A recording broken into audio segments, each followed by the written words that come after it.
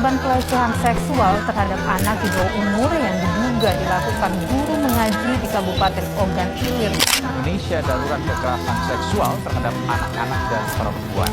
Anak dan perempuan silih berganti jadi korban.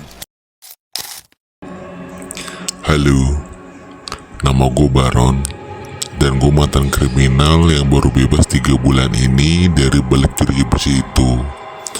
Dan kali ini gue kembali bukan buat mengajarkan kejahatan ataupun glorifikasi kejahatan, namun buat bantu masyarakat, buat bantu kalian biar gak jadi korban dari tindakan kriminal yang makin meresahkan belakangan ini.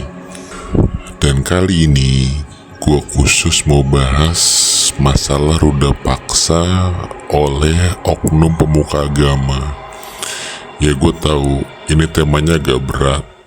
Di balik jubah suci dan ayat-ayat agama ternyata banyak predator. Dan gue di sini bukan buat ngejelekin agamanya. Sekali lagi, gue nggak ngejelekin agamanya, tapi buat bongkar yang selama ini ditutup rapat dan disembunyikan dari masyarakat. So, gue mohon lu simak sampai habis dan pahamin agar lu gak jadi korban karena ketidaktahuan lu.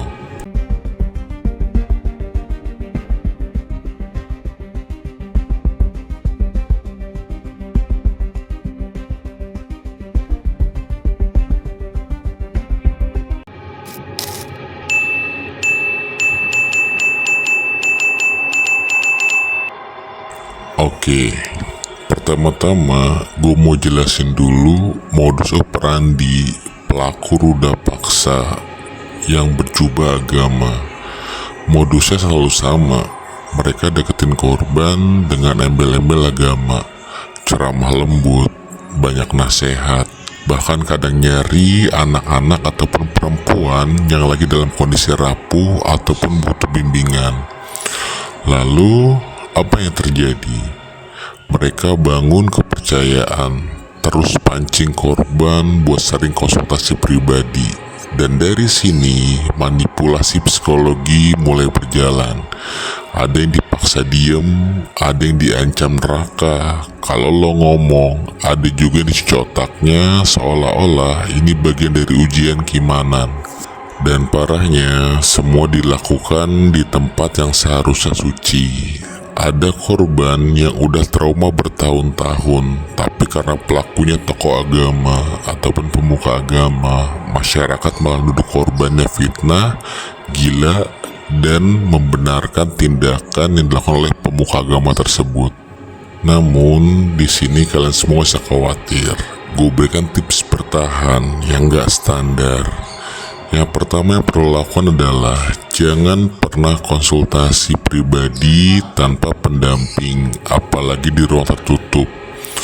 Dan yang kedua, kalau ada yang mulai masuk ke wilayah personal ataupun private, catat, rekam, atau laporkan diam-diam. Dan yang ketiga, ingat, orang yang benar-benar bawa nilai agama gak akan nyentuh lo atau ngancam lo pakai ayat.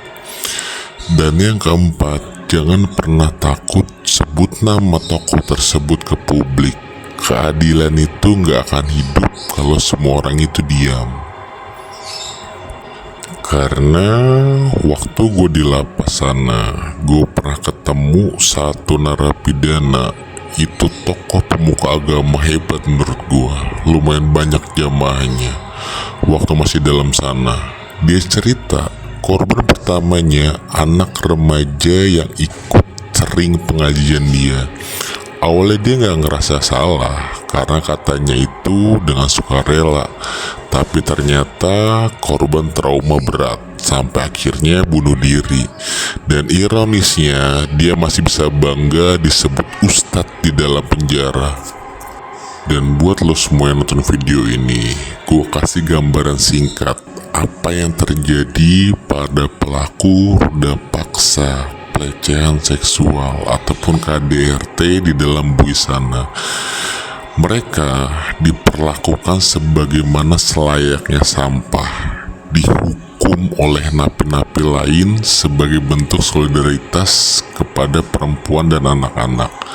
Gak cuma hukuman fisik, tapi juga lo bisa bayangin, lo punya Mr. P itu disuruh begituan, pakai balsem, pakai bon cabe, ya lo bisa bayangin sendiri lah.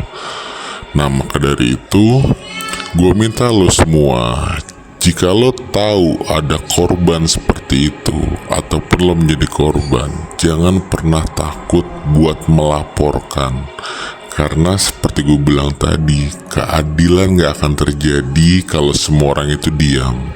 Sekali lagi, gue gak anti agamanya. Agama apapun itu menurut gue baik, karena semua membawa ajaran yang baik. Justru karena gue paham agama itu suci, tapi oknumnya yang bejat, oknumnya yang jahat. Jangan biarkan mereka bersembunyi di balik mimbar. Kalau lo diem, lo bantu mereka terus nyakitin korban berikutnya. Sekali lagi, video ini bertujuan untuk edukasi dan perlindungan publik, bukan menyerang institusi keagamaan manapun. Semua informasi disampaikan dengan niat baik dan berdasarkan riset dan kasus nyata. Sekali lagi, kalau menurut lo video ini bermanfaat, lo boleh share ke orang-orang terdekat lo. Dan lo bantu subscribe channel ini, bantu channel ini berkembang agar semakin banyak orang-orang yang tersadarkan akan manfaat dan bahayanya tindakan kriminal yang ada di sekitarnya. Sekali lagi, nama gue Baron dan sampai bertemu di video kejahatan lainnya.